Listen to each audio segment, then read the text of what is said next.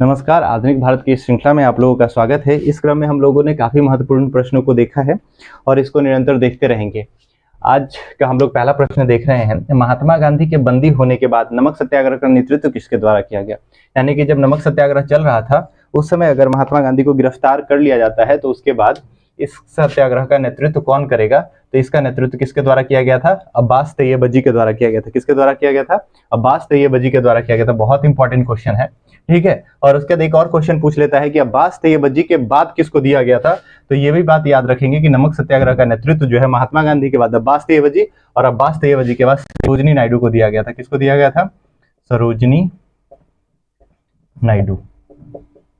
ये बात भी आप लोग याद रखेंगे, ठीक है। यहां से भी प्रश्न बन जाता है। नेक्स्ट प्रश्न की तरफ हम लोग चलते हैं। नेक्स्ट प्रश्न में है कि स्वामी विवेकानंद का वास्तविक नाम क्या है। तो ये आप लोग जानते ही होंगे और इससे पहले भी हम लोगों ने इसके बारे में किया है। तो स्वामी विवेकानंद का वास्तविक नाम क्या है? नरेंद्र नाथ दत्त, ठीक है। नेक्स्ट क्वेश्चन की तरफ चलते हैं। बारदौली सत्याग्रह का नेतृत्व किसने किया था? तो बारदौली सत्याग्रह लोग जानते हैं कि 1928 में किया था। बारदौली कहाँ पड़ता है? तो गुजरात में पड़ता है। और इसका नेतृत्व किसके द्वारा किया गया था?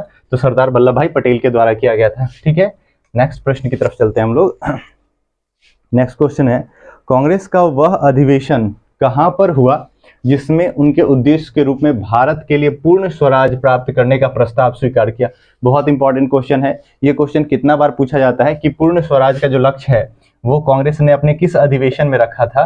तो पूर्ण स्वराज का जो लक्ष्य है वो कांग्रेस के द्वारा 1929 के लाहौर अधिवेशन में रखा गया था। कहाँ रखा गया था? 1929 के लाहौर अधिवेशन में। और 1929 के लाहौर अधिवेशन की अध्यक्षता आपसे पूछ लेता है कि इसके अध्यक्षता किसके द्वारा की गई थी। तो इसकी अध्यक्षता पंडित नेहरू के द्वारा की गई थी, है ना, जवाहरलाल नेहरू के द्वारा, है ना। ये बात भी याद रखेंगे। और इसी अधिवेशन के समय में रावी नदी के तट पे, ये बात भी आप लोग याद रखेंगे, रावी नदी के तट पर जवाहरलाल नेहरू के द्वारा क्या किया गया था? भारतीय तिरंगा फहराया गया था। भारतीय तिरंगा फहराया गया था। ये बात भी याद रखेंगे कि कहाँ पे, ये कभी कभी क्वेश्चन पूछ लेता है किस नदी के तट पे। तो रावी नदी के तट पे फहराया गया था। और ये भी क्वेश्चन पूछ लेता है कि किसके द्वारा फहराया गया था। तो जवाहरलाल नेहरू के द्वारा फहराया गया था। किस अधिवेशन में फहराया गया था?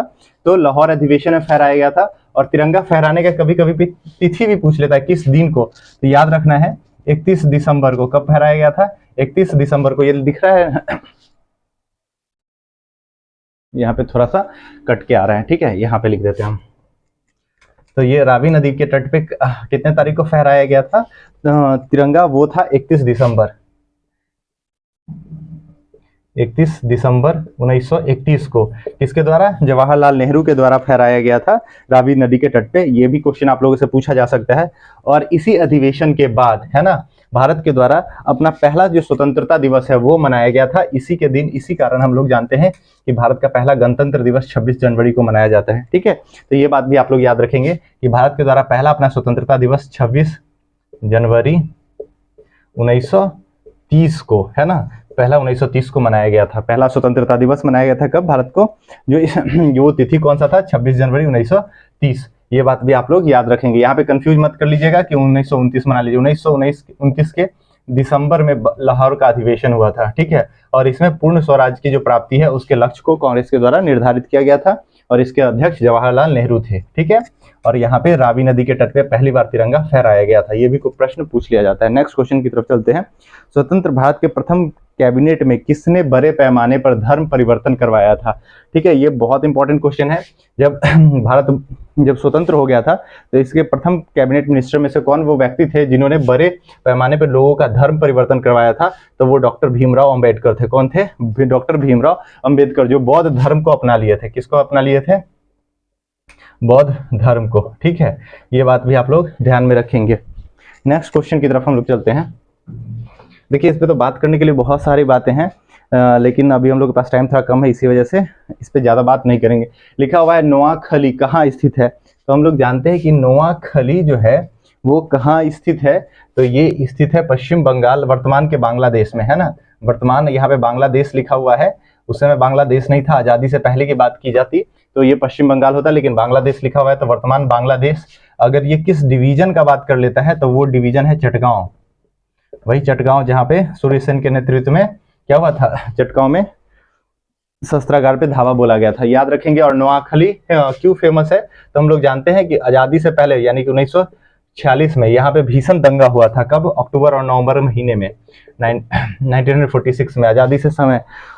याद रखिएगा, ये बहुत इंपॉर्टेंट क्वेश्चन है, यहाँ से क्वेश्चन बन जाता है। तो नोआखली कहाँ स्थित है, तो इसका सही आंसर हो जाएगा बांग्लादेश। अगर ऑप्शन में बांग्लादेश नहीं दिया होता तो पूर्व बंगाल दिया हुआ होता, ये बात भी आप लोग। महात्मा गांधी ने सिविल अवज्ञा के बारे में प्रेरणा कहाँ से ली थी, बहुत इंपॉर्टेंट क्वेश्चन है। महात्मा गांधी ने सविनय अवज्ञा आंदोलन की प्रेरणा किससे ली थी, तो थॉरो से ली थी। किससे ली थी? थॉरो से ली थी। और थॉरो कौन है, तो अमेरिका के एक ऑथर है, अमेरिकन यूएसए के क्या है, एक ऑथर है ना, राइटर है। उनसे ये इन्होंने उनकी एक बुक पढ़ी थी, जिसके बुक का नाम क्या था, फिलोसफी ऑफ सिविल डिसोबीडियंस। उसी पुस्तक से इन्होंने क्या हुआ था प्रभावित होकर भारत में सविनय अवज्ञा आंदोलन को प्रारंभ किया गया था। सविनय अवज्ञा है या सिविल अवज्ञा लिखा हुआ है, इसको इंग्लिश में हम लोग किस नाम से जानते हैं, तो सिविल डिसोबीडियंस मूवमेंट के नाम से जानते हैं। ये आप लोग जो इंग्लिश मीडियम वाले हैं वो लोग जानते होंगे, ठीक है। नेक्स्ट क्वेश्चन की तरफ चलते हैं। लॉर्ड माउंटबेटन द्वारा 15 अगस्त के दिन भारत को सत्ता हस्तांतरण का क्या आधार था, बहुत इंपॉर्टेंट क्वेश्चन है। भारत को आज़ादी 15 अगस्त के दिन ही क्यों मिली थी, है ना, 1947।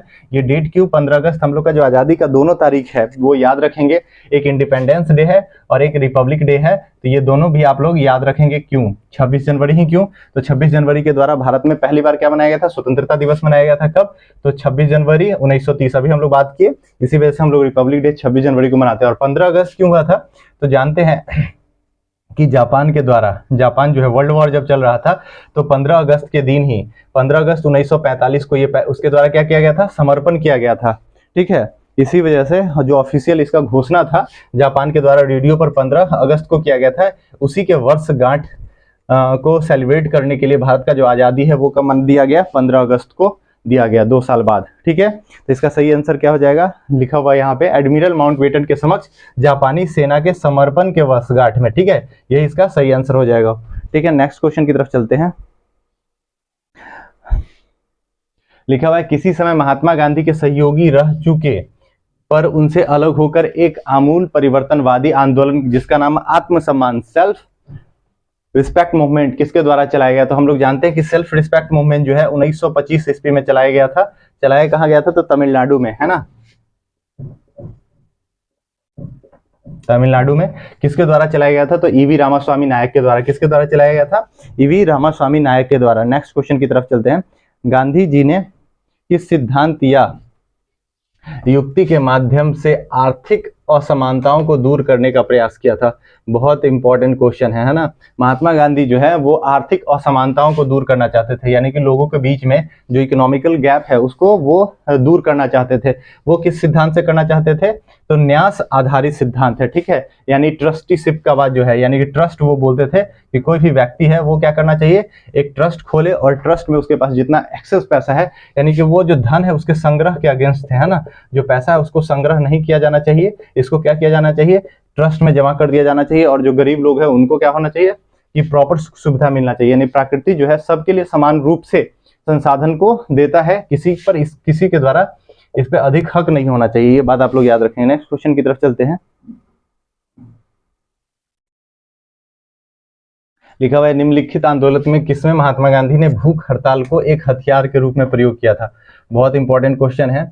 महात्मा गांधी के द्वारा जो भूख हड़ताल है ये कब किया गया था, तो भूख हड़ताल 1918 के अहमदाबाद वाला जो हड़ताल है उसी में किया गया था। 1918 में अहमदाबाद में क्या हुआ था कि एक प्लेग फैल गया था, है ना, क्या फैल गया था, प्लेग फैल गया था, जिसकी वजह से वहां के जो मजदूर लोग हैं, है ना, वो क्या कह रहे थे, प्लेग पर बोनस की डिमांड कर रहे थे, बोनस, लेकिन उनको बोनस नहीं दिया जा रहा था। इस वजह से क्या किया गया कि महात्मा गांधी वहां पे भूख हड़ताल का आयोजन करते हैं, जिसकी वजह से वहां का जो मालिक है वो 35% बोनस देने के लिए राजी हो जाता है, ये बात भी याद रखेंगे, ठीक है।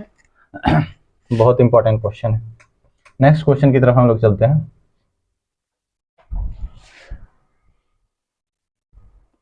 लिखा हुआ है पिछली शताब्दी में ज्योतिबा फूले के सत्य शोधक समाज में ने क्या प्रयास किए थे, तो सत्य शोधक समाज जो है वो, ये बहुत इंपॉर्टेंट क्वेश्चन है। सत्य शोधक समाज की स्थापना ज्योतिबा फूले के द्वारा किया गया था, ये भी आपसे क्वेश्चन पूछ लेता है। और कहाँ किया गया था, तो महाराष्ट्र के पुणे में किया गया था, ये बात भी आप लोग याद रखेंगे।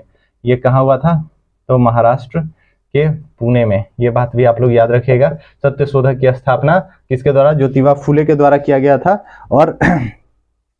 और इसकी स्थापना समय तो नहीं पूछता है, लेकिन याद रखिएगा आप लोग 1873 में किया गया था। आजकल कुछ भी क्वेश्चन बन जाता है। और उसका मेन कारण क्या था? तो जो दंभी ब्राह्मण थे, यानी कि जो अवसरवादी ब्राह्मण थे, उनके अवसरवादी धर्म ग्रंथों के नीचे जातियों की रक्षा करना था। जो नीची जाति के लोग थे उनको क्या करना था? प्रोटेक्शन देना था। जो ब्राह्मण लोग काफी, उन लोगों का शोषण काफी दिनों से कर रहे थे। ठीक है, नेक्स्ट क्वेश्चन की तरफ हम लोग चलते हैं।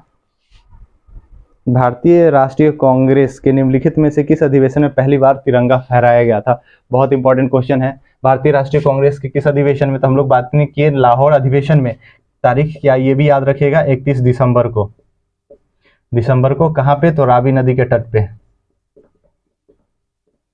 ठीक है, लाहौर कांग्रेस अधिवेशन 1929 में क्या किया गया था? पहली बार तिरंगा फहराया गया था। नेक्स्ट क्वेश्चन की तरफ हम लोग चलते हैं। गांधी जी के साथ नमक सत्याग्रह का नेतृत्व किसने किया था? यहाँ पे देखिए बहुत इंपॉर्टेंट है। इससे पहले पूछा गया था कि गांधी जी को बंदी बनाए जाने के बाद नेतृत्व किसको दिया गया था, लेकिन यहाँ पे लिखा हुआ है कि नमक सत्याग्रह का नेतृत्व किसने किया था? गांधी जी के साथ। ठीक है, तो गांधी जी के साथ जो करने वाली महिला है उनका नाम क्या है? सरोजनी नायडू, है ना। और अगर पूछ लेता है कि यहाँ पे भी कि गांधी जी में गिरफ्तारी के बाद, है ना, किसने किया था? तो तैयब जी। और दूसरे सत्याग्रही का नाम क्या है? तो सरोजनी नायडू। ये बात भी आप लोग याद रखेंगे। सत्याग्रह की अभिव्यक्ति होती है। सत्याग्रही महात्मा गांधी का जो, गांधी जी का जो सत्याग्रह था वो क्या था? सत्य पे आधारित, है ना, यानी सत्य के प्रति आग्रह, वही तो सत्याग्रह कहलाता है। ये सत्याग्रह का अर्थ क्या होता है? तो सत्य के प्रति आग्रह, है ना। और इसमें क्या करना है? हिंसा कभी नहीं करना है। हिंसा क्या नहीं करना है? कभी नहीं करना है। तो यहाँ पे लिखा हुआ है सत्याग्रह की अभिव्यक्ति क्या होती है? हिंसा भड़काने की बिल्कुल भी नहीं, है ना। सशस्त्र संघर्ष, ये भी बात नहीं होगा। असहयोग में, सांप्रदायिक दंगों में। इसका सही आंसर क्या हो जाएगा? असहयोग में। क्या हो जाएगा इसका सही आंसर? असहयोग में। ठीक है, नेक्स्ट क्वेश्चन की तरफ हम लोग चलते हैं।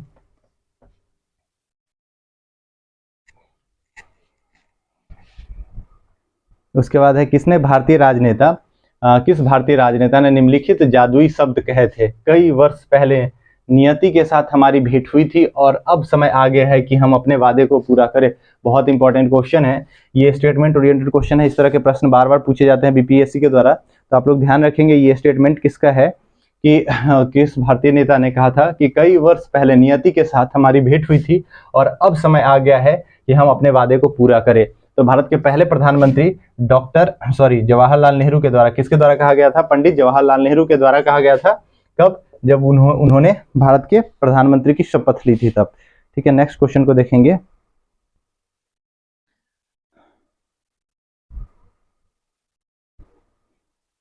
लिखा हुआ है 9 अगस्त 1942 को शुरू होने वाले भारत छोड़ो आंदोलन के अलावा स्वतंत्रता सेनानियों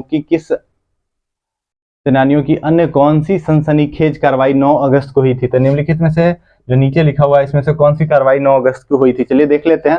नमक सत्याग्रह। नमक सत्याग्रह जो प्रारंभ हुआ था वो 12 मार्च को हुआ था, ये बात आप लोग जानते हैं बखूबी, और चला था 6 अप्रैल तक। ये नमक मार्च था सत्याग्रह। ठीक है, और उसके बाद अगर बात कर ले तो साइमन कमीशन का बहिष्कार। तो साइमन कमीशन क्या हुआ था कि फरवरी 1928 में भारत आया था, शायद 3 फरवरी को। उसके बाद हम लोग जानते हैं चंपारण सत्याग्रह जो है वो कब हुआ था? तो चंपारण सत्याग्रह हुआ था अप्रैल महीना था। ठीक है, और 1917 में।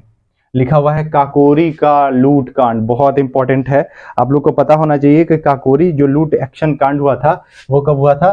तो 9 अगस्त 1925 को हुआ था। 9 अगस्त 1925। देखिए इसी वजह से हम हमेशा जब भी पढ़ाते हैं तो डेट को मेंशन कर देते हैं, क्योंकि क्वेश्चन इस तरह से कभी कभी घुमा के पूछ लिया जाता है, वहां पे आप लोग गलत न करें इस वजह से। ठीक है, तो इसका सही आंसर क्या हो जाएगा? काकोरी गारी की लूट। काकोरी गारी की लूट 9 अगस्त को। ठीक है, ये बात भी आप लोग याद रखेंगे। नेक्स्ट प्रश्न की तरफ हम लोग चलते हैं। 1934 के चटगांव शस्त्रागार धावे में निम्नलिखित में से कौन एक शामिल नहीं था? उसके बारे में आपको बताना बहुत इंपॉर्टेंट क्वेश्चन है। देखिए 1934 लिखा हुआ है, ये गलत है, इसको सही कर लीजिएगा। 1930 में हुआ था चटगांव, सूर्य सेन के नेतृत्व में। किसके नेतृत्व में हुआ था? सूर्य सेन के नेतृत्व में। ये बात हम लोग जानते हैं। और ये जो क्वेश्चन है आप लोगों का एनसीईआरटी से उठाया गया है ना, एनसीईआरटी से ये क्वेश्चन उठाया गया है। देखिए यहाँ पे महिला सशक्तिकरण का क्वेश्चन आ गया है। ठीक है।